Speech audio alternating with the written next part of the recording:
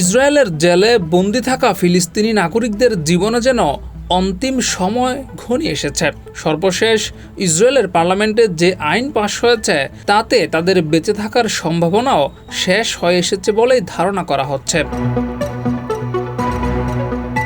ইসরায়েলের জেলে যেসব ফিলিস্তিনি নাগরিককে ইসরায়েলিদের হত্যার অভিযোগে আটক করে রাখা হয়েছে তাদের মৃত্যুদণ্ড কার্যকরের আইন পাশ করা হয়েছে। আর এই আইন পাশের পর ইসরায়েলের জাতীয় নিরাপত্তা মন্ত্রী বেন গাভিরের সেলিব্রেশন করার একটি ভিডিও সামাজিক যোগাযোগ মাধ্যমে ছড়িয়ে পড়েছে। ইসরায়েলের পার্লামেন্ট আনুষ্ঠানিকভাবে ফিলিস্তিনি বন্দীদের জন্য ফাঁসিতে ঝুলিয়ে মৃত্যুদণ্ড কার্যকরের আইন পাশ করেছে। বেন গাবির বলেছেন, এখন থেকে প্রতিটা ফিলিস্তিনি বন্দীকে গুনে গুনে ফাঁসিতে ঝুলানো হবে।